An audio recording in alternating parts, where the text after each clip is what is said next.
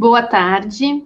Estamos iniciando mais uma live organizada pela Secretaria de Educação à Distância da URGS, com o objetivo de contribuir para as práticas do ensino remoto emergencial. Eu sou Silvia Kist, sou coordenadora acadêmica da SEAD e recebo os nossos convidados, a professora Carolina Brito e o professor Jefferson Arenzon, ambos do Instituto de Física da URGS. Eles são produtores e apresentadores do podcast Fronteiras da Ciência e hoje estarão falando sobre como criar podcast para suas aulas usando o Audacity. Então, com vocês, Carolina e Jefferson. Bom,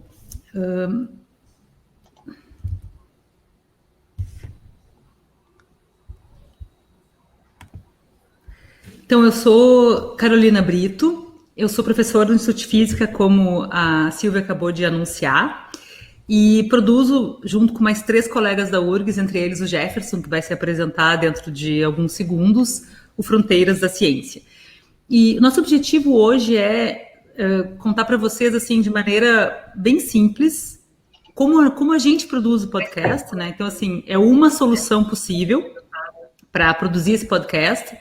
Nós claramente não temos o objetivo de fornecer todas as possibilidades, porque são inúmeras e tem muitos tutoriais na rede, mas é realmente dar uma ideia de como fazer isso de maneira fácil, assim, digamos, e com o que vocês têm em casa. Bom, eu sou o Jefferson Arenzon, também sou professor do Departamento de Física da URGS, um dos produtores do Fronteiras da Ciência.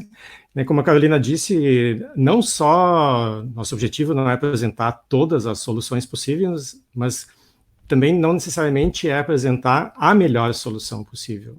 A gente vai falar de uma solução que funciona para nós, que funciona bem na produção do podcast, e provavelmente vocês procurando vão encontrar alguma coisa um pouco diferente, né?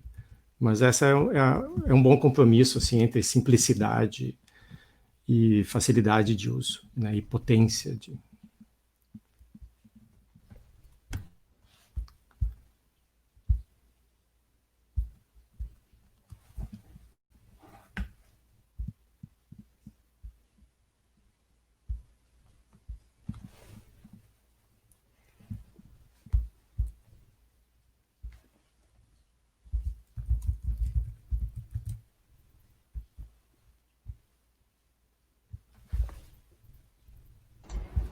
Carol, teu áudio está no... Carolina. Ah, tá bom. Estava aqui falando um tempão sozinha. Tá bom. Então, repetindo, o podcast essencialmente, a origem da palavra vem de uma abreviatura que é o Personal On Demand. Na verdade, a origem tem no iPod, e broadcasting, que é transmissão. Então, essa expressão foi criada em 2004, mas essencialmente o que significa em geral, é uma série de episódios de formato em áudio. Não necessariamente precisa ser uma série, mas em geral é uma série. E eu costumo dizer assim que os podcasts estão para a rádio, assim como o Netflix está para a TV. Netflix, ou então Amazon Prime, Globoplay, enfim.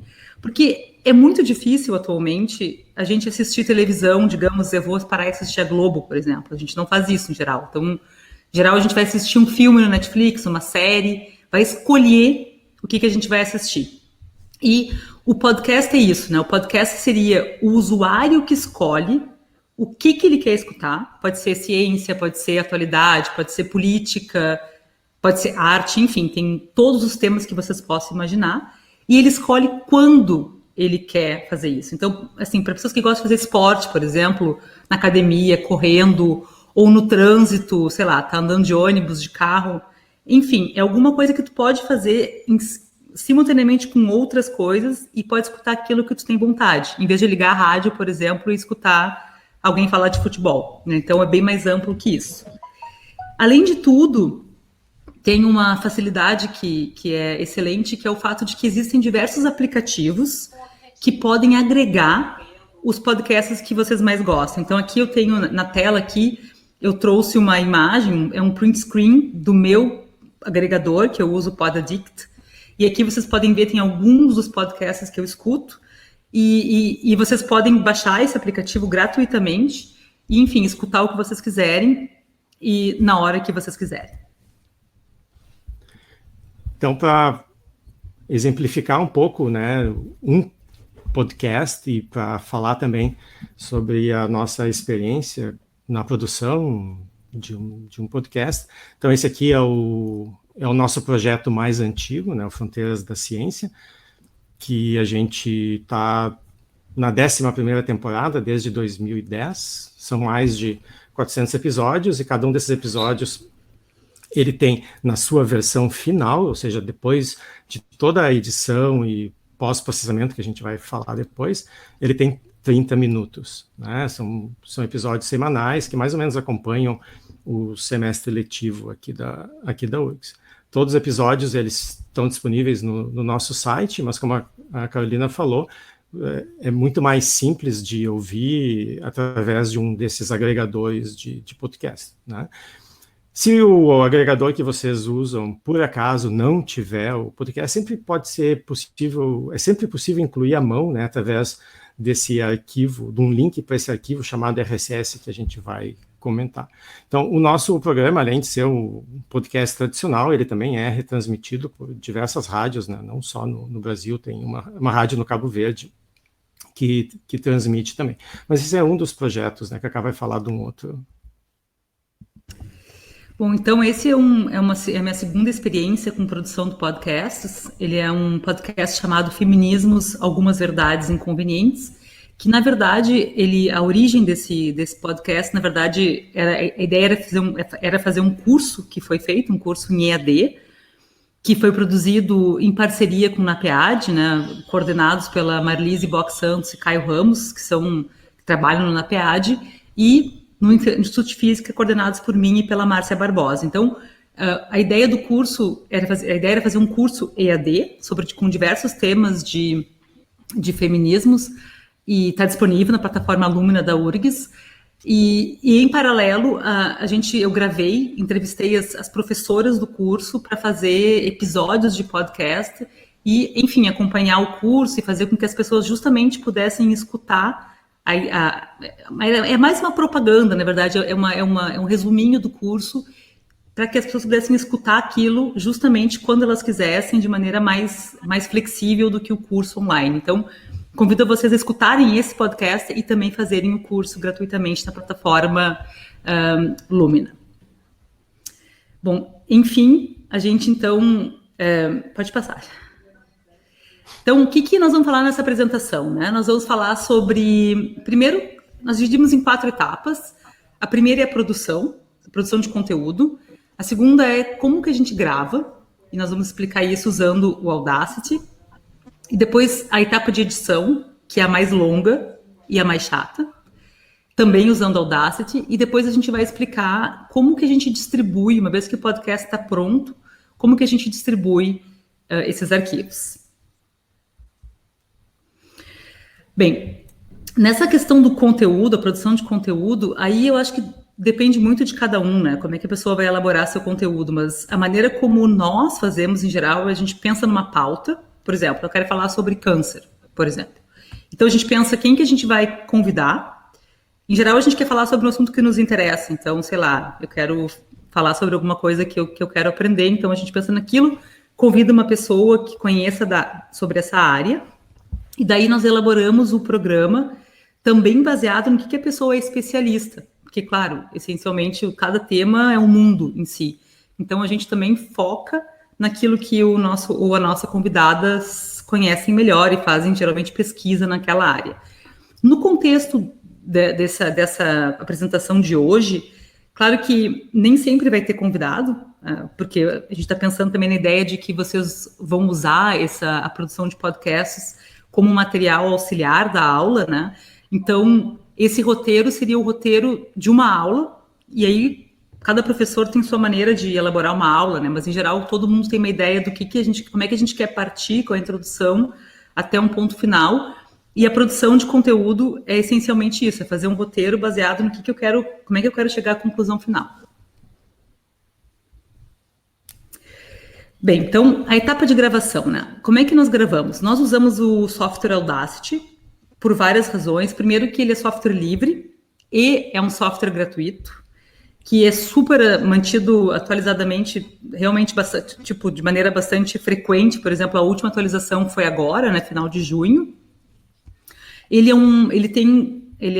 O software é disponível em diversas plataformas. Então, por exemplo, nós usamos Linux, mas se vocês usam Windows, se vocês usam Mac, se vocês querem usar o telefone, smartphone de vocês, para todas essas plataformas, o Audacity tem uma versão. Então, ele é bastante versátil.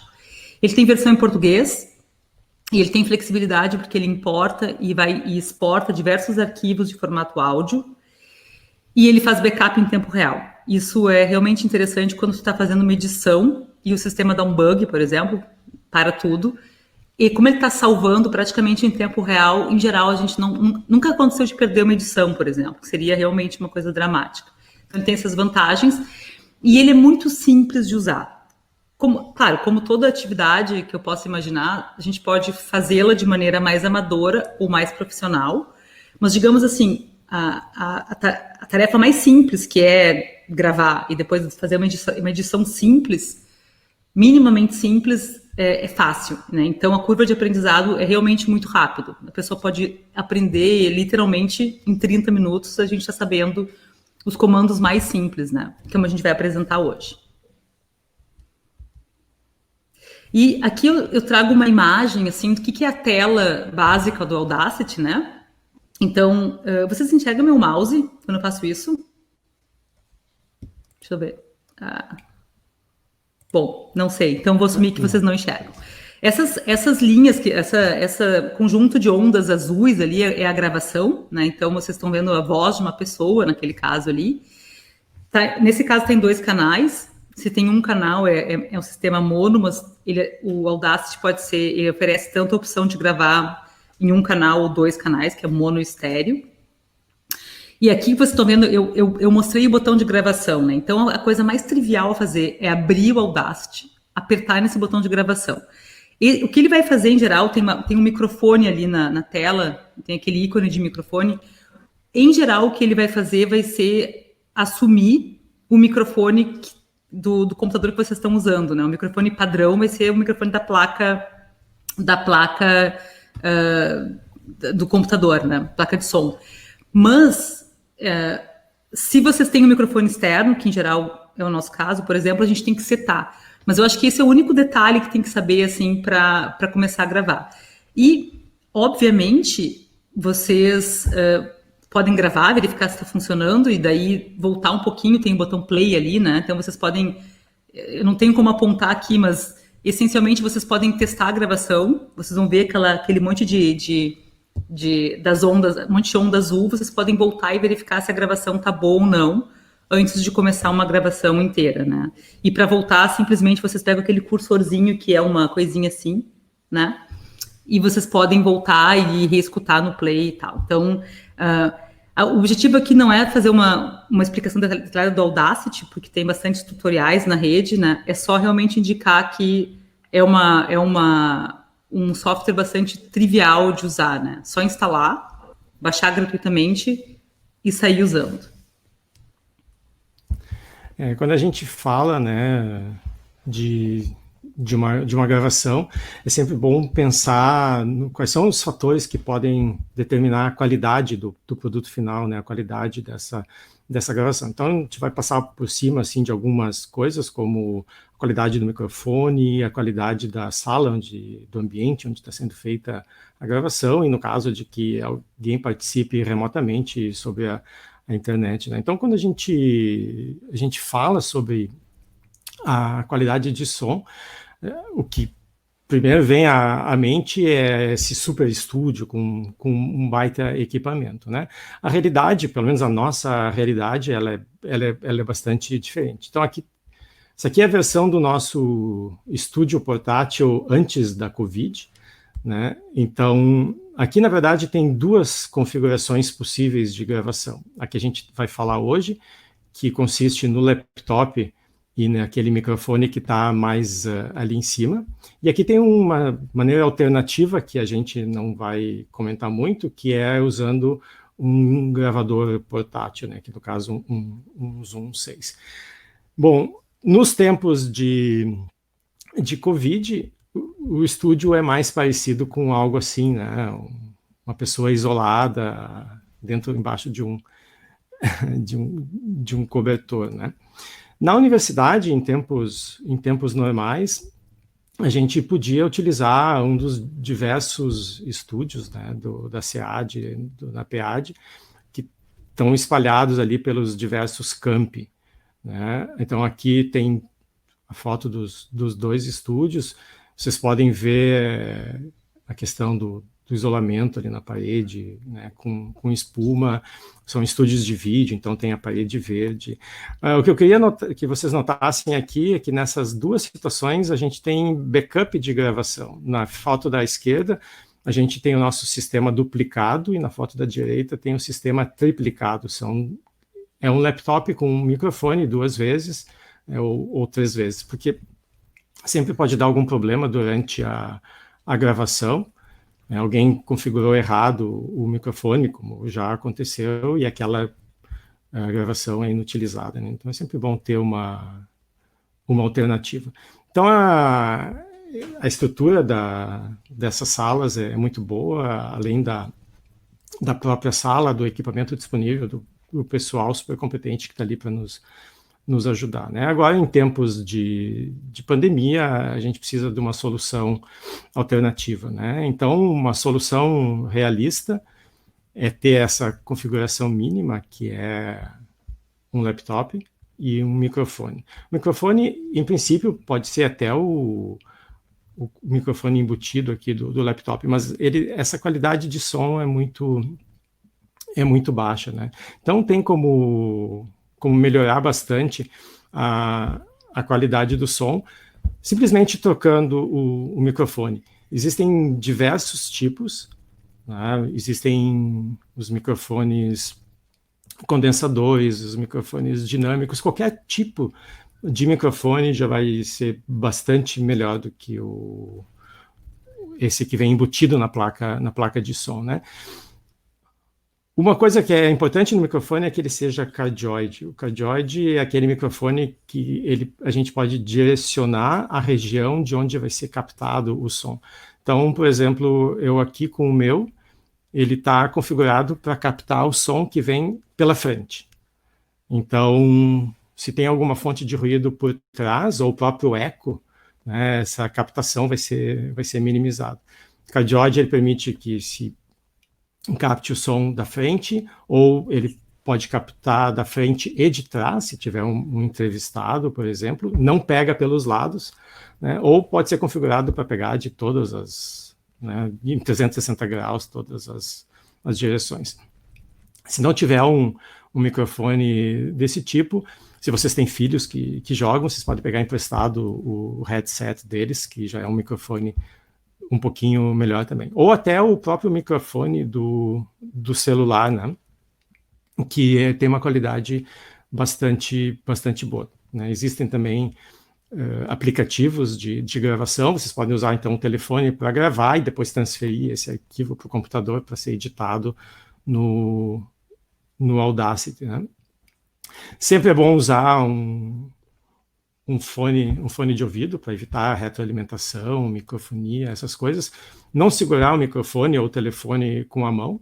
Sempre vão ter ruídos provocados ou por vibração ou por um contato com o fio, né? Então, coloquem em algum lugar, ajustem a distância ideal, coloquem ali uns 20 centímetros, um pouco antes, um pouco depois, façam gravações para testar a qualidade do som, né, até achar essa distância ideal. Uma coisa importante também é regular o volume de captação, o volume da gravação. Não pode ser muito alto, porque se o som estoura, vão ter distorções muito feias.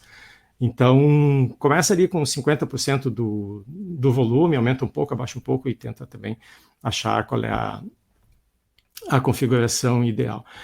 O microfone, se ele é cardioide, vocês podem usar essa direcionalidade também para evitar fontes de ruído, né? Às vezes uma fonte de ruído é inevitável, um aparelho né, o ar-condicionado do vizinho, alguma coisa assim. Então, se vocês direcionam ele na direção oposta, pode ser que resolva melhor um pouco, né? Sempre se pode arrumar depois na edição, mas é bom evitar esses problemas. Bom, então, além de poder melhorar a qualidade do som através do microfone, né, a gente pode melhorar também, melhorando a acústica do ambiente onde vocês estão gravando, né? Então, claro, um bom estúdio, ele tem isolamento físico e isolamento acústico. Então, isolamento físico simplesmente significa, no nosso caso aqui, fechar a porta para evitar o gato de entrar, subir no laptop, né, o filho aparecer por trás. Né? Aqui não, como é áudio, não é como nos vídeos, né? Então não é tão dramático. Mas é sempre bom evitar interrupções, né? E isolamento acústico para evitar ruídos, né? Obviamente, quanto mais silencioso, melhor. Então, paredes muito grossas, paredes de concreto, são boas no sentido de isolamento, mas elas são muito ruins porque elas refletem o som, né? Daí a gente tem efeitos de eco e reverberação que a gente quer minimizar, né? Então, a gente pode colocar um sofá perto de onde a gente está, a gente pode se tapar com um cobertor, a gente pode gravar de dentro do armário, pode abrir a porta do armário para ter uma superfície mais fofinha ali, pode pendurar uma toalha, pendurar um cobertor, gravar perto da biblioteca, que é a superfície regular dos livros também, ela é boa para absorver o som. Então tem vários pequenos truques que podem ser feitos, que podem melhorar bastante a qualidade do som. Obviamente desligar tudo que for possível, né, que estiver perto, tirar o som do celular, fechar aquela aba do WhatsApp que vai fazer um bip no meio da gravação, né? Mas, então, tudo isso são maneiras de melhorar a priori, antecipadamente, o som, né? Algumas coisas podem ser feitas depois, durante a edição, né? Que a Cacá vai falar agora. Bom, então, agora eu quero comentar um pouquinho sobre o que acontece quando tem alguém remotamente. O que nesse momento de Covid vai acontecer sempre que vocês quiserem convidar alguém que não está quarentenado com vocês, né? E aqui nesse exemplo, o que a gente está mostrando é uma imagem de uma entrevista que nós fizemos com o Ricardo Petraco, que mora na Inglaterra. Foi uma entrevista muito legal sobre ensaios clínicos randomizados, foi ao ar agora, acho que em abril. E o que a gente queria salientar com esse slide é que, apesar de que podcast só tem áudio, ter uma imagem para enxergar a pessoa durante a entrevista realmente faz uma enorme diferença. Porque se tu não tem o contato visual, a linguagem corporal, tu não sabe quando é que a pessoa vai parar de falar, quando é que a pessoa quer falar, quando é que tu não consegue fazer o Jorge parar de falar, né? Quem escuta Fronteiras da Ciência sabe que isso é importante, fazer assim, ó, de vez em quando. Então, a gente precisa desse contato visual para trabalhar, para conseguir fazer o timing, na verdade. E então, para isso a gente tem já usou o MConf, mas agora está com mais problemas, tem um monte de gente usando. Nós usamos o Zoom, tem um problema lá de limitação de tempo, se tu não tem a versão paga, mas, enfim, às vezes é contornável. Tem o Google Meet, tem o Jitsi, o WhatsApp. Qualquer software que vocês conseguirem usar uma câmera, tá ótimo. E a outra questão que a gente queria dar de dica é que, em geral, o microfone do celular ele é melhor. Então, digamos que, porque no caso aqui, eu, o Jorge, o Marco e o Jefferson, nós temos microfone. Então, eu vou mostrar no próximo slide uma imagem da gente gravando localmente.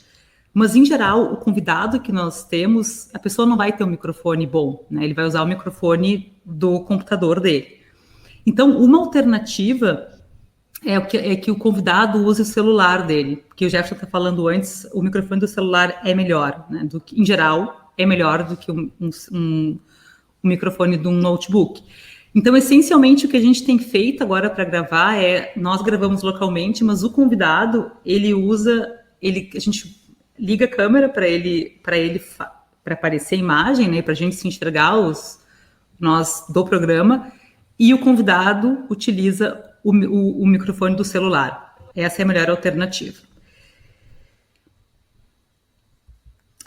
Aqui eu trago um exemplo justamente dessa ideia, né, de que nessa foto eu tirei uma foto onde eu estou usando a gravação localmente. Eu usei o meu laptop para abrir o Audacity e para gravar usando o microfone, né? Então tá a foto do meu microfone ali junto com o Audacity. E para enxergar o convidado, eu estou usando o meu celular e estou usando ali um aplicativo via Zoom. Não necessariamente é obrigatório o uso de 2 dispositivos, né? Mas é que, em geral, se vocês abrem um dispositivo com imagem, tipo Zoom, eu, por exemplo, se faço isso no meu computador, eu tenho grandes chances de bloqueá-lo. Então, assim, é aconselhável, se vocês forem gravar remotamente, ter a visualização da pessoa e, nesse caso, se possível, que a pessoa também grave localmente, que é o caso que eu estou fazendo aqui. Então, enxergar a pessoa no mesmo dispositivo ou num outro, mas enxergar a pessoa e, se possível, que ela grave localmente. Notem que esse tipo de gravação local, ela é interessante também porque ela evita problema de instabilidade de conexão com a internet.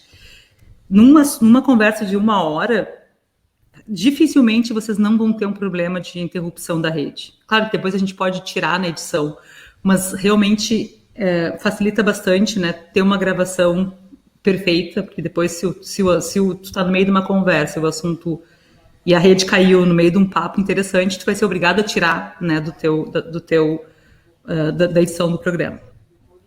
Nesse caso, quando a gente tem mais de uma pessoa gravando localmente, por exemplo, eu gravo localmente, o Jefferson grava localmente e o nosso convidado também, ou a gente grava a voz do convidado via o Zoom, por exemplo, nós temos mais de um canal para edição. Então, a edição tem que se fazer em múltiplos canais. A gente não vai falar sobre isso aqui, mas não adiciona grandes problemas, porque a gente pode mutar um canal e deixar o outro funcionando. Então, até, na verdade, uma edição em multicanais, às vezes, é mais fácil do que uma edição com um único canal, tá? Então, isso a gente não vai falar aqui, mas tem que, só para deixar claro, né, que quando tem diversas pessoas gravando, a gente precisa editar em múltiplos canais. Qualquer coisa, a gente pode responder algumas perguntas se tiverem dúvidas, mas, de novo, né, tem bastante tutorial na internet, assim, não é um problema esse fato. Bem, e a gente gostaria agora de dar alguns passos de edição, realmente muito poucos, só para vocês decolarem e serem capazes de fazer um podcast muito simples e preparar as aulas, se for o caso. Mas tem alguns passos que são bem, bem relevantes, né? Então, por exemplo, retirar pausas longas. Pode parecer bobagem dizer esse tipo de coisa, pode parecer até meio evidente, mas muda bastante na versão final de um podcast, tá? Então, por exemplo, erros de gravação, repetição, gaguejar, fazer essas coisas que não interessam para o conteúdo do programa, mas só deixam mais chata a conversa ou mais longa a conversa. Então, claro que isso, sempre que a gente vai editar, isso exige um tempo maior, né? Então, assim, a edição é o que mais demora, sem nenhuma dúvida. Para vocês terem uma ideia, a produção do nosso podcast vai durar algumas horas, sei lá, 2-3 horas, preparar um roteiro. A gravação vai durar 1 hora, mais tempo de deslocamento, 2 horas com o deslocamento, e a edição vai durar umas 10-12 horas. Então, realmente demora. Reduzir uma conversa de 1 hora para meia hora demora, mas é o passo que é importante para tornar o podcast mais interessante, mais legível. Mas, realmente, assim, mais conciso, né? E sem muito problema para o usuário que está escutando. Bom, outra coisa que é interessante, assim, às vezes numa conversa, muitas vezes ela não é linear. A gente faz um roteiro, programa uma ideia, mas às vezes o próprio convidada guia para uma outra história, ou a gente se dá conta de um exemplo. Enfim, faz com que a conversa fique um pouco fora da linha mais fácil de entender, por exemplo. Então, na edição é possível que a gente corte trechos inteiros e cole anteriormente ou posteriormente. Então, isso tudo a edição permite fazer e é um ótimo momento para melhorar a qualidade do conteúdo. O que a gente vai falar agora aqui vai ser sobre 4 comandos, acho que 3 comandos a gente vai mostrar, que essencialmente é cortar e colar, né? Fazer o fade in, fade out E depois a gente vai falar sobre duas coisas que mudam muito a qualidade do programa, e nesse caso com muito pouco esforço, que são os filtros, que eu vou comentar daqui a pouquinho também.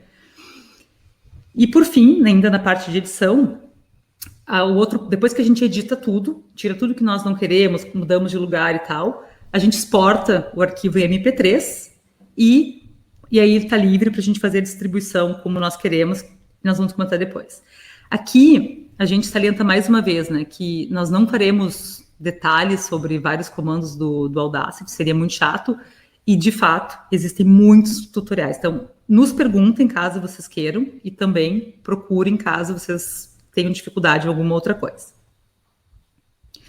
O primeiro comando que eu quero mostrar aqui é o comando cut, né? Realmente o que vocês mais vão usar. Então, o que vocês estão vendo ali na tela, no azul, é um zoom de uma região de uma fala, de uma conversa, de uma gravação, e vocês estão vendo que tem aqueles picos ali. Se vocês fossem escutar esses picos, e eu posso depois passar digamos assim, eu exportei esse áudio em MP3 antes e depois do cut, então eu posso depois disponibilizar se vocês quiserem. Mas, essencialmente, a gente está vendo aqui que isso aqui é um ruído, tá? O convidado fez uma coisa assim, e o que a gente tem que fazer é tirar aquilo ali para deixar a coisa mais harmoniosa. Então, sim, a ideia aqui é simplesmente selecionar uma região, e aqui o único segredo de selecionar uma região é que quando a gente tira a região, a gente tem que ter uma onda que é suave, tá? Então, nesse exemplo aqui, pode passar, Jefferson. Nesse exemplo aqui, o que vocês estão vendo é que depois que eu seleciono a região, eu aperto ali, eu deixei indicado o símbolo da tesoura, né, o corte, mas também funciona a tecla, por exemplo, delete, é o mesmo processo. No momento que vocês cortam, vocês notem que a figura de baixo ali é o resultado do corte.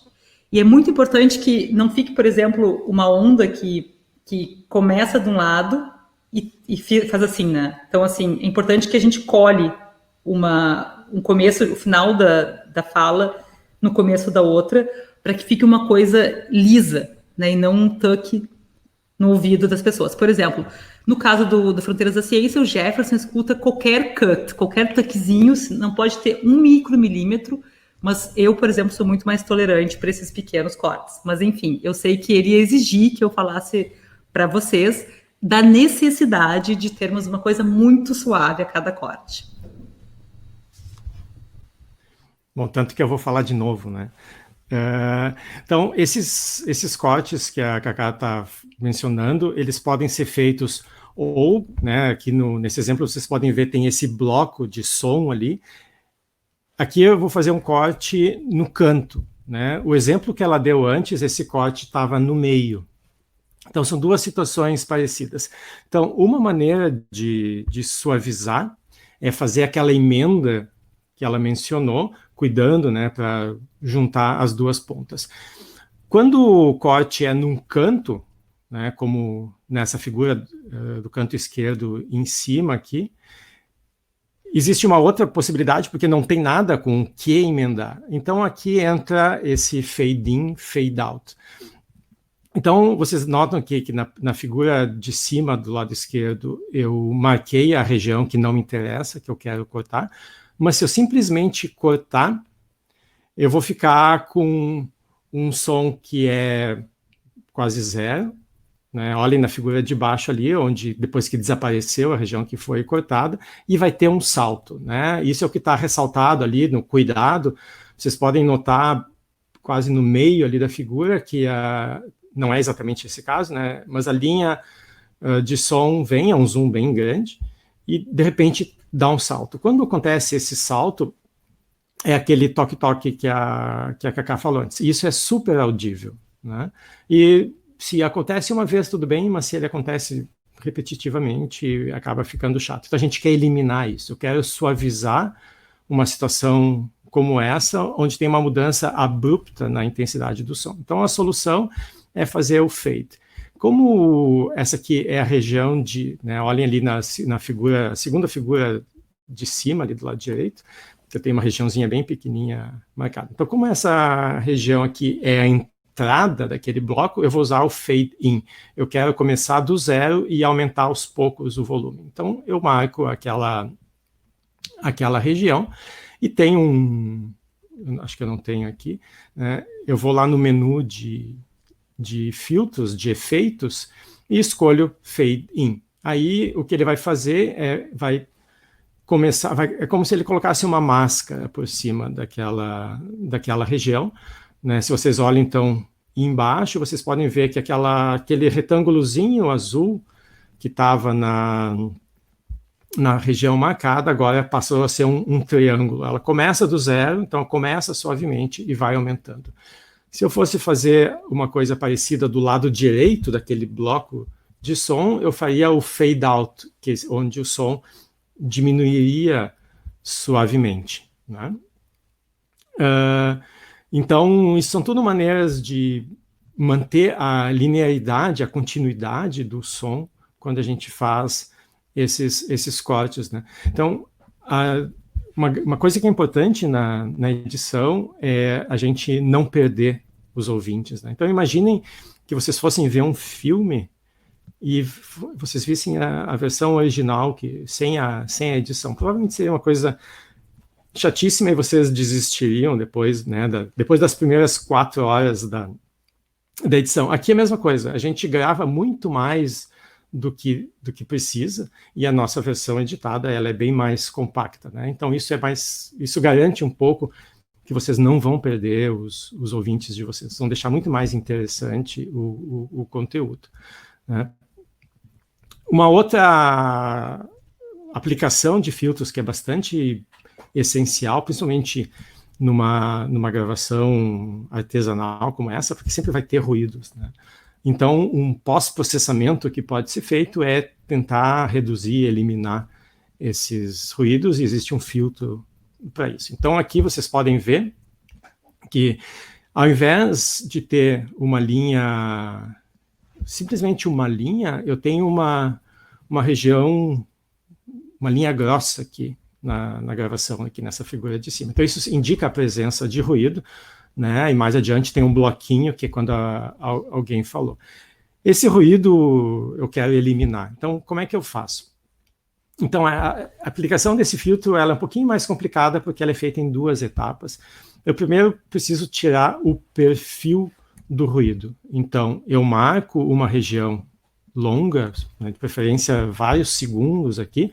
Então, se sugere que sempre no início da gravação, antes de começar a falar, vocês deixem gravando uns 10, 15 segundos, né, só para gravar o som ambiente, que pode ser usado, então, depois nessa etapa de eliminação de ruído. Então, eu começo marcando uma região dessas, né, com som ambiente, e aí eu vou lá no menu, vou lá nos efeitos, nos filtros, e escolho redução de ruído. A primeira coisa que tem ali, vocês podem ver, né, tem o primeiro passo, é obter o perfil de som. Então, quando eu aperto aquele botão, ele vai pegar essa região que eu marquei e vai ver quais são as frequências que aparecem naquela região. Então, ele sabe, bom, essas são as frequências associadas ao ruído. Bom, aí eu vou para o passo 2. Então, agora eu quero eliminar esse ruído, não naquela região, mas em todo o meu áudio, ou em alguma região desse meu áudio. Então, no passo 2, eu marco a nova região, a região onde eu quero eliminar. Então, aqui na terceira figura, vocês veem que eu tenho uma região um pouco mais ampla. Aí eu volto lá para o meu filtro de remoção de ruído, e agora eu vou aplicar o filtro, né? Vocês podem ver ali que tem uma série de parâmetros. Quase todos os efeitos e filtros do Audacity, ele tem parâmetros. Às vezes, os valores que já estão ali funcionam, outras vezes não. Então, aqui é o momento de procurar um bom tutorial sobre aquele filtro específico, tentar entender como ele funciona, tentar ver o que significa cada um desses números, o que né, significam todas essas possibilidades, ou simplesmente ficar brincando, né, porque dá para desfazer tudo que é feito. Vocês aumentam aqui, diminuem ali e vejam se deu o resultado que vocês esperavam. Então, aqui eu apliquei o filtro basicamente com os parâmetros padrões ali.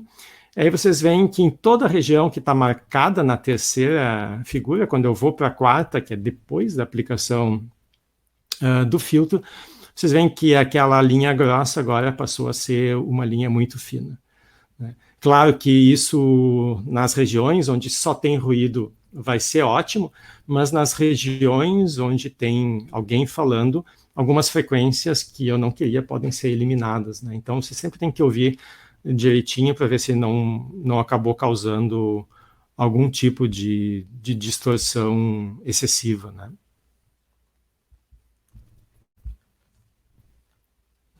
Bom, e agora eu quero comentar uma passagem de filtro que vai custar 2 minutos e realmente pode mudar bastante a qualidade do programa final, que é o seguinte: muitas vezes, digamos que eu fale próximo ao computador ou mais longe do computador, e simplesmente esse movimento vai fazer com que a minha voz fique, por vezes, mais forte ou mais baixa, né? Então, por exemplo, nessa imagem que vocês estão vendo, o bloquinho de ondas ali do bloquinho A é bem mais baixo do que o B. E isso é ainda mais comum quando tem mais gente e ainda mais comum quando as pessoas estão remotamente.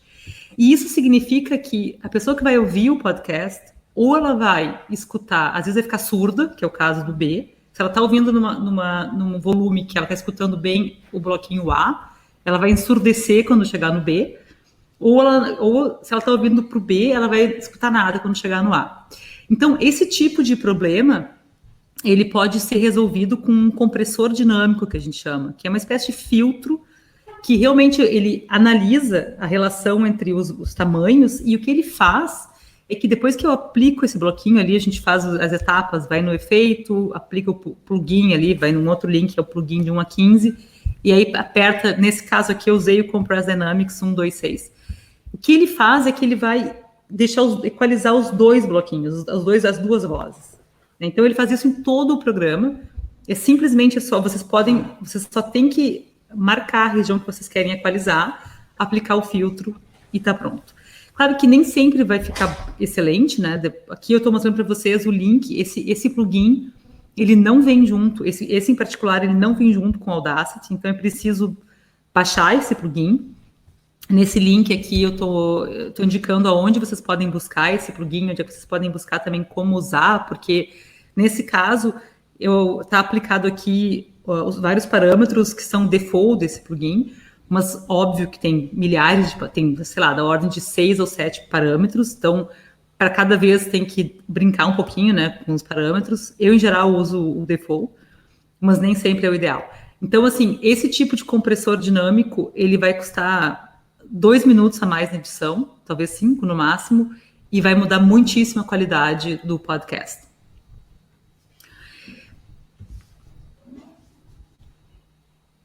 Bom, por fim, vocês agora estão com tudo pronto, já gravaram, já editaram, já fizeram todo o movimento, fizeram cut and paste, modificaram o que vocês quiserem, agora está pronto. Então, o que tem que se fazer agora é exportar, né? Tem diversos formatos possíveis, em geral a gente usa MP3, e vocês podem exportar tanto o áudio inteiro, como vocês podem exportar somente uma parte, né, que vocês estão registrando, e depende do que vocês querem exportar, mas o fato é que vocês não conseguem ver ali, mas vocês vão em File, Export, daí vocês vão escolher uma dos formatos possíveis, e aqui existe também, mesmo dentro do próprio MP3, tem diversas compressões possíveis, diversos níveis de qualidade, digamos assim, né?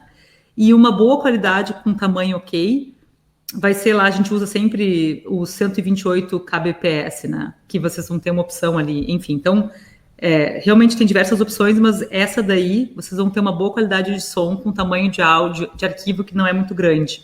Que isso também é uma questão importante, né? Já que vocês querem uma coisa portátil, não é ideal gravar um negócio que tenha 300 MB, né? Por exemplo, quando a gente quer um formato de maior qualidade, a gente salva em .wav, mas aí o tamanho do arquivo vai ser bem maior. Então, tem um compromisso entre essa ideia de qualidade de som e o tamanho do arquivo final, mas esse que a gente colocou na tela ali é o que nós usamos e é o formato que as rádios também aceitam, então a gente usa em geral esse tipo de configuração ali. Talvez até nesses tempos, né, onde a gente está transmitindo material, para alunos que são muito heterogêneos, né, em termos de equipamento e qualidade de internet, etc. Então, tentar minimizar ao máximo o tamanho do arquivo que vai ser feito, acho que é bastante recomendado, né? Então, vocês podem gravar até com menos do que 128 kbps, porque como é só voz em geral, a qualidade não precisa ser como de música, por exemplo. Então, façam testes usando 64, 48 ali para ver como fica, porque o arquivo vai se reduzir bastante.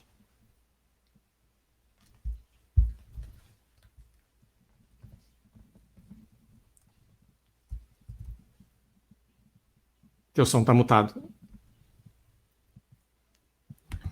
De novo, estou falando sozinho. Então, agora que nós temos o arquivo MP3, então nós temos que distribuir. De novo, no contexto dessa live aqui, a ideia era usar isso como material de auxílio para as aulas, né? Então, se vocês produzirem esse material para enviar aos alunos, simplesmente, basta vocês terem aquele arquivo MP3, disponibilizar, por exemplo, no Moodle, ou disponibilizar, enviar por e-mail, se ele não for muito grande, colocar na página da disciplina, enfim. Então, realmente o arquivo que vocês querem mandar para um grupo de pessoas, vocês podem enviar como vocês quiserem. É um arquivo que vai ter, dependendo do tamanho da aula, vai também depender da compactação, como a gente está falando agora, mas o arquivo pode não ser muito grande, vocês enviam como vocês acharem melhor. Mas, se vocês forem produzir um podcast, né, um podcast típico, ou seja, que vocês queiram ter uma série ou diversos programas e querem disponibilizar em um agregador de podcast, então tem algumas formas de fazer. Eu vou mostrar aqui o Anchor, que é muito simples, muito fácil, é gratuito, e depois Jefferson vai comentar sobre o arquivo RSS. Então, para distribuir usando o Anchor, Jefferson, tu tem que passar. Desculpa. Então, para distribuir usando o Anchor, aqui eu estou mostrando um exemplo do painel de controle do meu podcast lá de feminismos, algumas verdades inconvenientes, e é muito fácil. Então, vocês vão lá no site, é o anchor.fr, cria uma conta gratuitamente, também disponível em diversas plataformas. E aí, bom, aqui você está dando um exemplo para vocês como é que é uma página, né? E daí, digamos que vocês cliquem ali no novo episódio. Então, quando vocês clicam no novo episódio, pode passar. Então, o que vocês vão ter ali é uma opção de fazer um upload no novo episódio de vocês, aqui bem na direita, ou vocês podem gravar, vocês também, nesse Anchor, vocês podem esquecer tudo que a gente falou até agora sobre a questão do Audacity, vocês podem gravar usando o Anchor. Eu nunca fiz, não sei se é bom, então não posso opinar, mas eu sei que é possível. A gente pode estocar podcasts aqui, tá? A gente pode colocar os podcasts num dia e depois ir adicionando, que nem numa série de podcasts, né, numa temporada toda. Pode passar, Jefferson. Mas principalmente E aí, no momento que vocês adicionam um novo episódio, aqui eu também fiz um print screen de um podcast que eu fiz aqui, nesse exemplo aqui, é o Mulheres na Ciência, que é um dos episódios ali do podcast Feminismos, que eu fiz com a Márcia Barbosa. E só para mostrar que no momento que vocês adicionam um novo podcast, essa plataforma também permite que vocês coloquem o título do programa, que vocês especifiquem as informações, façam um pequeno resumo. E aí, o que eu achei realmente incrível e muito, muito fácil desse Anchor é que ele redistribui para várias plataformas, para vários agregadores de podcast. Então, por exemplo, ele vai colocar no Spotify, no Google Podcast, no Overcast. Ele vai fazer isso automaticamente. Então, você só tem o trabalho de colocar nessa plataforma e depois ele vai fazer essa redistribuição. Essa redistribuição ela é importante porque, normalmente, as pessoas não vão procurar o seu podcast em diferentes plataformas. Por exemplo, eu uso o Podaddict e o Spotify. Eu dificilmente vou procurar alguma coisa no Google Podcasts. Então, se o podcast de vocês não tiver em diversas plataformas, em geral, o Spotify ele tem todos, eu imagino, quase todos os podcasts, mas se vocês não redistribuírem, vocês vão ter menos chance de poder serem escutados, porque vocês querem espalhar para o máximo de pessoas possíveis. Então, essa questão de redistribuir automaticamente é uma excelente característica do Anchor. O Anchor não é o único, tem vários. Estou falando dele porque esse foi o que eu usei. Além de tudo, ele traz estatísticas sobre os episódios, né? Então, ele traz idade de ouvinte, número de downloads em função do tempo, entre outras características.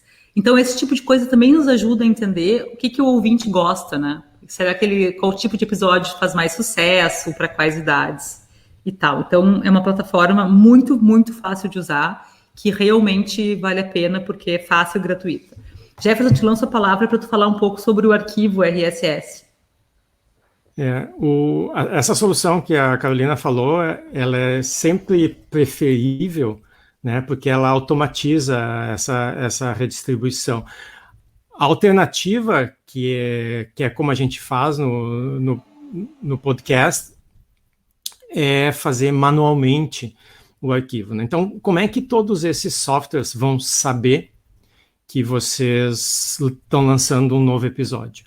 Então, por exemplo, se vocês mantêm o podcast no Anchor, ele faz isso automaticamente. Se vocês mantêm uma página no WordPress, pode ter um plugin lá que faça isso também automaticamente. Se vocês não têm nenhuma solução automática, a alternativa é fazer manualmente. Então, é possível manter um arquivo formato texto, tá? Um arquivo ASCII, editável à mão, portanto, onde cada vez que vai ser lançado um episódio, vocês vão ali e incluem as informações relativas àquele episódio. Qual é o problema disso? Bom, o arquivo ele tem uma sintaxe, ele é escrito nessa linguagem chamada XML, e que, como toda linguagem, ela não é tolerante a erros, né? Então, se vocês errarem, né, já estão fazendo à mão, errar em uma data, errar em o tamanho do arquivo, todas essas informações têm que ser incluídas manualmente. Então, se vocês erram, pode dar problema. Então, todos os métodos automáticos são preferíveis, mas é possível montar. Então, vocês podem pegar um RSS de algum podcast que já existe, o nosso, por exemplo, e adaptarem ele para as necessidades de vocês. Não é uma solução recomendada, então, para quem está começando, não tem experiência assim, com essas linguagens malucas, mas toda a informação, de novo, está acessível na rede e é possível.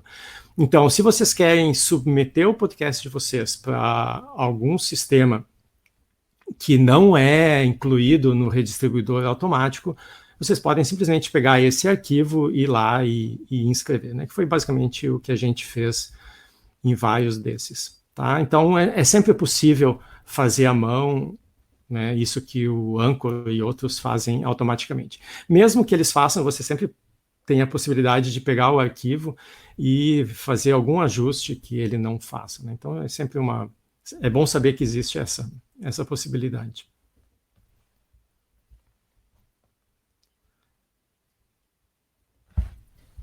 Bom, então só para a gente fechar aqui essa live, né, nós trouxemos aqui realmente alguns exemplos, brevemente, alguns exemplos de uso pedagógico dos podcasts.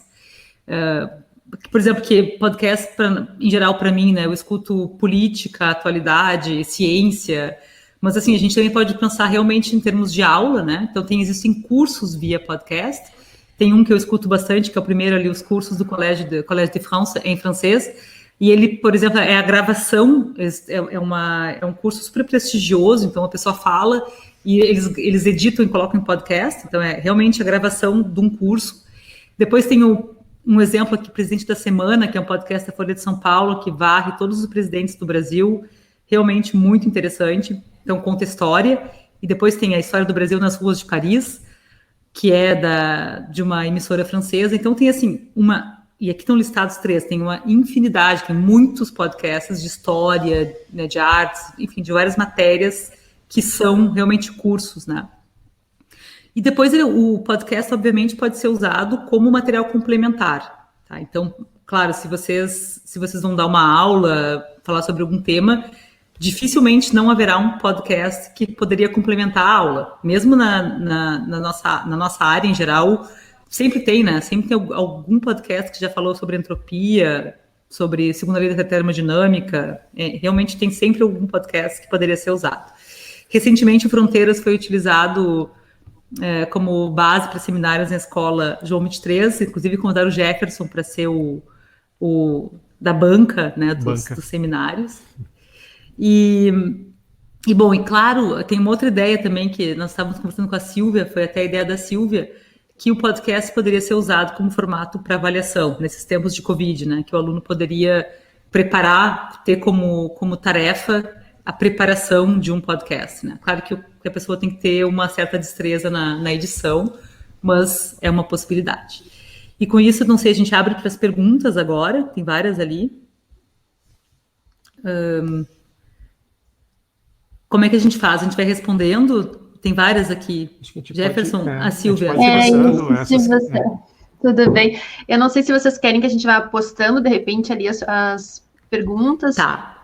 Isso, acho que sim. Tela. Eu acho que a primeira pergunta é da Roberta Reis, né? Isso, eu vou colocar aqui na tela. Tá. Pois é, Roberta, o investimento nesse microfone que eu tenho aqui, eu estou usando, inclusive, é um Samsung. Não pega direito. Eu acho que eu paguei da ordem de $100, talvez. Então, não é assim... Talvez importando deva custar R$500. Eu não sei exatamente, que agora o dólar está uma fortuna.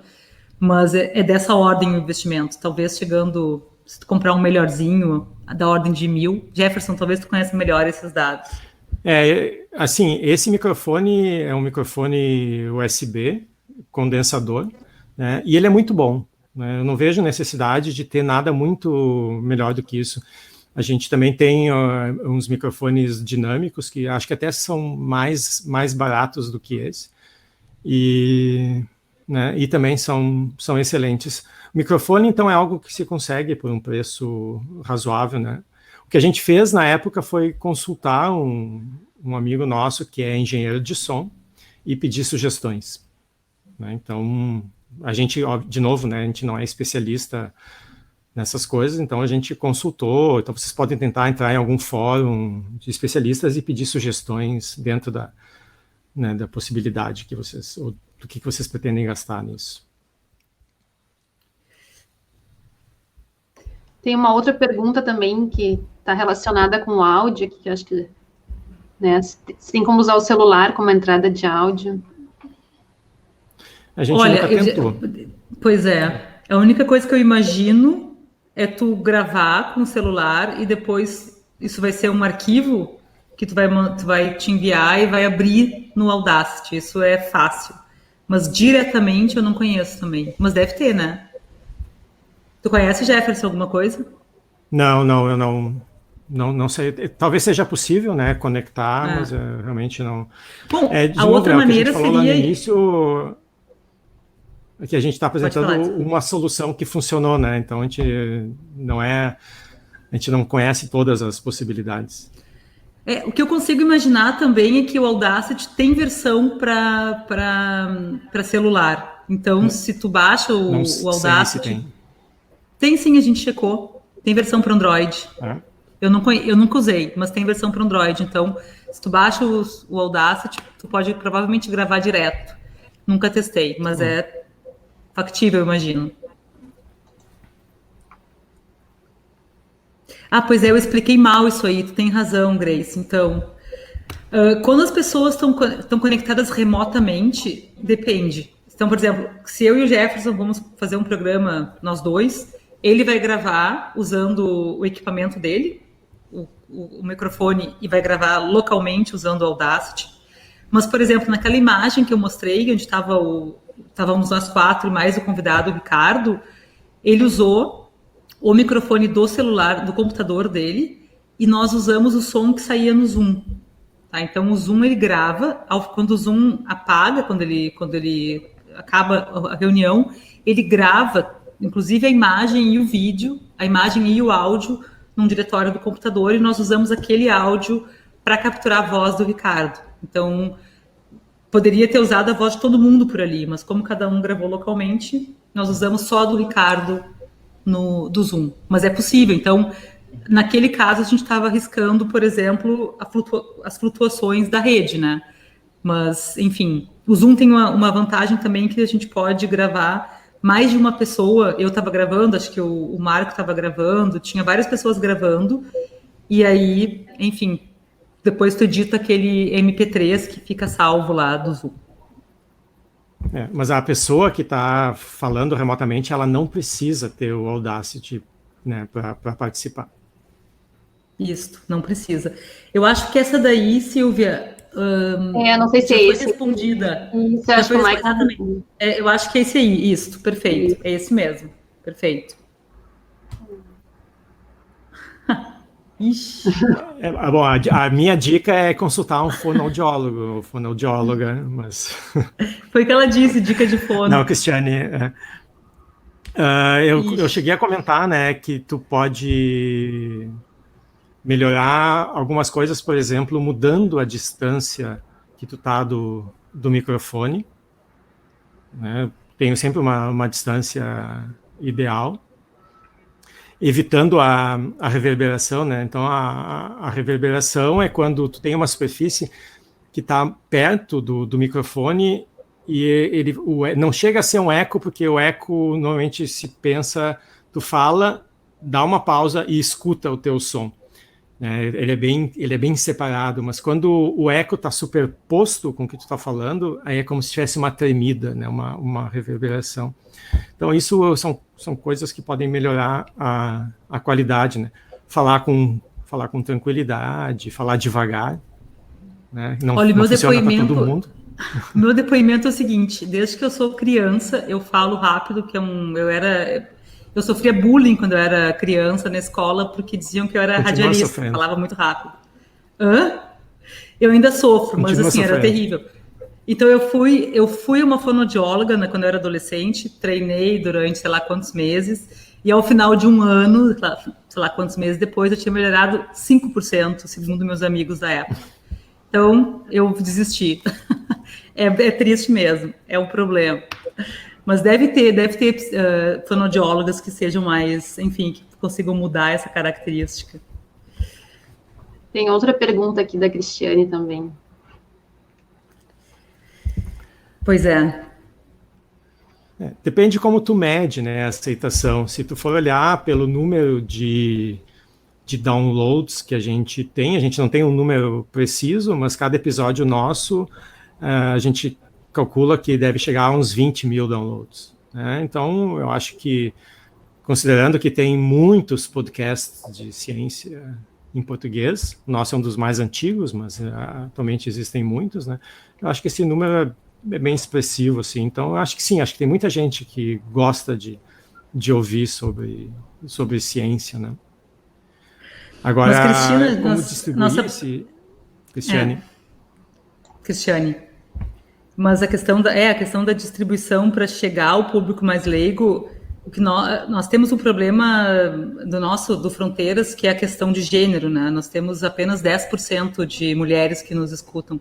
Então a gente tenta mudar essa característica. A gente já pensou como mudar essa característica, e para isso a gente está criando um novo projeto, que daqui a pouco a gente vai ser público, mas de mudar um pouco o assunto, né? O tema que tu vai tratar. Porque para tentar atingir, no teu caso é um público mais leigo, estou falando de público de gênero, tentar, enfim, fazer de outra maneira para atrair o público feminino. Mas eu imagino que público leigo tenha também essa questão da linguagem, né? Então, de repente, trabalhar com um outro tipo de linguagem, tentar simplificar. Mas é difícil, assim, mudar de público e atingir um público, fazer propaganda e tal, eu acho que é um grande desafio de como que tu faz para aprimorar esse tipo de coisa, né? Eu não tenho uma fórmula, realmente. Tu sempre tem que pensar qual é o teu nicho, né? Qual é o perfil da pessoa que tu quer atingir e fazer isso que a Cacá disse, né? Tentar adaptar a linguagem a esse tipo. Se tu está preparando um material para os teus alunos de um curso avançado de física, né? Tu não precisa te preocupar com o uso de jargão, termos técnicos, porque né, naquele contexto faz sentido.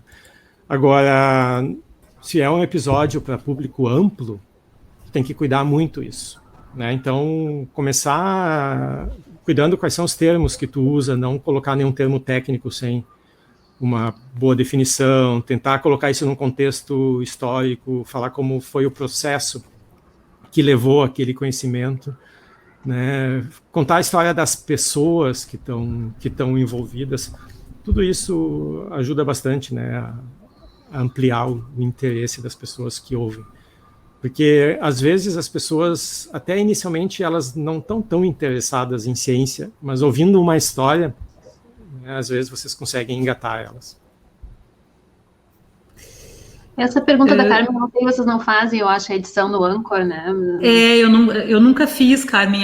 Na verdade, eu só usei o Anchor porque eu queria redistribuir aqueles podcasts. Eu já usava essa formulinha aí no Audacity, então eu editei tudo por ali e eu queria distribuir. Mas essa questão que o Jefferson explicou de editar o RSS me pareceu muito mais complicada, então eu usei o Anchor. Até foi uma dica de um bolsista da SEAD, disse, não, usa o Anchor, que é muito mais fácil. Então, eu nunca testei as outras ferramentas, mas nem sei se é possível edição, sei que é possível gravação por ali. Eu tenho uma pergunta, a gente estava conversando um pouco antes também sobre isso, mas se tem algum conteúdo que é mais adequado para a gravação do podcast, né? Porque, claro, nem todas as áreas a gente consegue, né? Talvez vocês estavam falando, né, da física mesmo, né? Precisa muita demonstração, né? Mas tem algum tipo de conteúdo, assim, pensando nas aulas, porque é um formato, assim, super acessível para os nossos alunos, né? O vídeo é muito mais pesado, exige muito mais, consome muito mais dados de internet, e o podcast é isso, ele é um conteúdo mais leve, que o aluno pode escutar fazendo outras atividades, né, durante o deslocamento. Então, assim, não sei se você tem algum conteúdo que seja algumas áreas, alguma questão assim. O vídeo não só é mais pesado, como exige muito mais, é mais difícil de editar, né? Porque tu tem que fazer o acordo não só na onda sonora, mas também na imagem.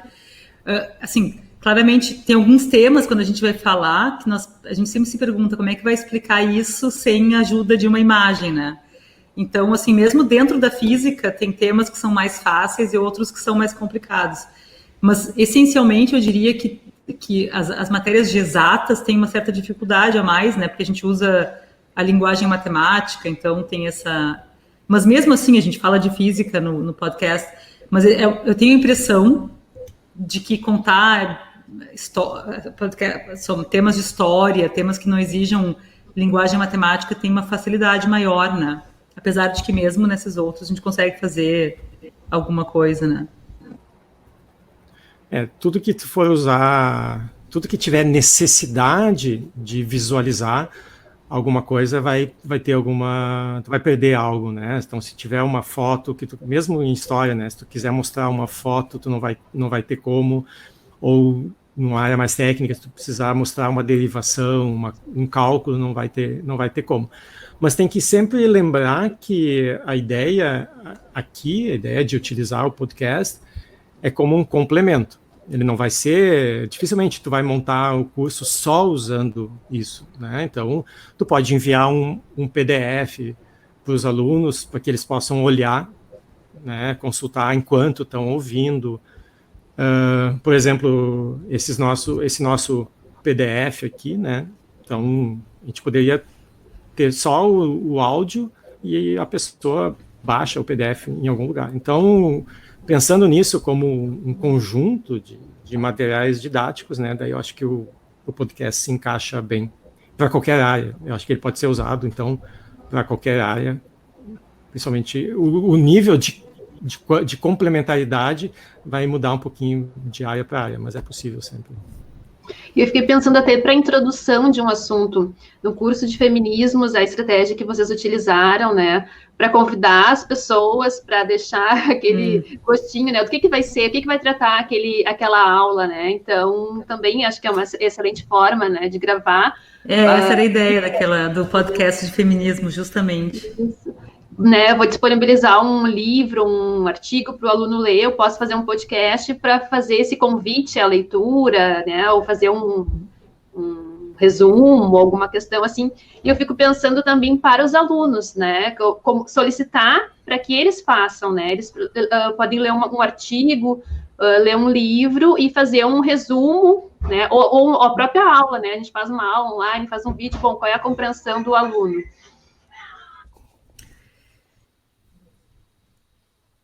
Certamente. Concordo, Silvia, tem várias opções, assim, que uma vez que tu aprenda a técnica, daí tu consegue elaborar conteúdo, né? Eu queria comentar na questão que o Kevin está comentando ali, né, que ele disse que tem uma pesquisa da ABP Pod que mostra que a maioria dos ouvintes, 80%, tá ali, eram estudantes de graduação, já formados e pós-graduandos. Como atingir estudantes do ensino fundamental e médio? Isso é interessante. Eu acho que o formato informal e descontraído é uma forma. Acho que tem o Nerdcast, né, que eles falam muito mais, assim, é muito mais espontâneo, acho que é uma maneira. Mas eu fui esses tempos num evento e tinha uma roda de conversa sobre podcasts e uma roda de conversa sobre YouTubers, né, sobre programas de YouTube. E o estilo das pessoas era completamente diferente. Os YouTubers eram muito mais cool, assim, eles eram mais jovens, descontraídos, e os caras do podcast eram todo metido a cult, assim. Então, eu tenho a impressão de que o YouTube, o estilo YouTube já é mais elaborado para o pessoal mais jovem, né? Eu observo, as crianças estão tudo meio ligadas no YouTube. Então, eu não sei se é só o estilo das pessoas, e daí, no caso, o que você está dizendo, esse formato mais informal, ou se é uma questão geracional mesmo, sabe? Assim, eu fico me perguntando se as crianças, assim, as pessoas mais jovens têm mais tempo e por isso eles olham o YouTube, porque o YouTube te diz de parar, né? Tu tem que parar o que tu está fazendo e ficar olhando uma imagem. Então, isso tem que ter mais tempo. Então, eu não sei se é uma questão geracional, ou se é uma questão, assim, de época, sabe? Que os mais jovens escutam o YouTube, enfim, não sei. Mas eu concordo contigo que o formato informal e descontraído é uma maneira de atingir os mais jovens, mas eu tenho a impressão de que os mais jovens estão num outro formato, que é o formato vídeo. Eles têm muito mais conexão com enxergar as coisas, né? Acho que se tu grava o nosso programa falando só, bota uma imagem, já seria outro tipo de, eu tenho a impressão, né, de público. E tem que também não confundir informal, né? Porque eu considero que o nosso podcast seja informal, né, no sentido de que pode falar qualquer coisa, fazer piada, tudo. Mas eu já desisti de vários podcasts porque eles eram longos demais, porque eles nunca iam ao ponto, né? E a gente vive hoje num mundo onde a disponibilidade e a variedade de podcasts acessíveis é enorme. Então, a menos que vocês estão preparando um material para um grupo de pessoas que seja obrigada, né, sejam obrigadas a ouvir, os alunos, por exemplo, vocês vão estar competindo com outros podcasts. Então, se vocês fazem um podcast de 3 horas, né, com pouca edição, a chance de perderem os ouvintes é muito grande. Eu já abandonei, né, deixei de assinar uma série de podcasts porque eram muito longos, e se eu fosse enxugar o conteúdo ali, eu reduzia a meia hora, né? Então eu fui procurar um que me oferecesse o mesmo conteúdo em meia hora, porque assim eu posso ouvir 4 podcasts. Daí ele chegou no Fronteiras da Ciência. Aí eu descobri o Fronteiras da Ciência. Muito bem. Acho que temos uma outra pergunta. Eu acho que tem que cuidar um pouco com a informalidade. Eu não sei se vocês saberiam responder isso. Bom, uma maneira de sincronizar é criar um vídeo, né? Então, aí sim, aí vocês têm um vídeo, vão passando as páginas. Agora, eu não sei qual é a outra maneira que o Jorge está pensando, mas acho que sim, existem vários seminários na rede onde tu consegue fazer isso, né? Sim, agora, por exemplo, eu estou usando o OBS para fazer isso para as aulas, né? Vocês têm uma live sobre isso, né, sim, Silvia? O software OBS. É muito bom para fazer isso. Tem um monte de possibilidades. E tem uma live de vocês que também está bem boa sobre como usar, né? Isso. É bem bom. Bem, mas acho que a gente encerra por aqui, né? Em nome acho que não temos mais perguntas. Em nome da equipe da Secretaria de Educação à Distância, eu agradeço a participação, a presença, né, dos participantes online, e também, especialmente, a Carolina, o professor Jefferson, né, que nos presentearam com essa aula sobre criação de podcast. E A gente pretende seguir com essas lives, né, com outras ferramentas. Agora temos, né, em breve o Team, o Meet também, então já fica o convite. Eu desejo uma boa noite a todos, né, e obrigada mais uma vez, Carolina, Jefferson. Obrigada, Silvia, pelo convite. Obrigado, Silvia, e obrigado a todos e obrigado que nos aos aguentaram. ouvintes e as perguntas.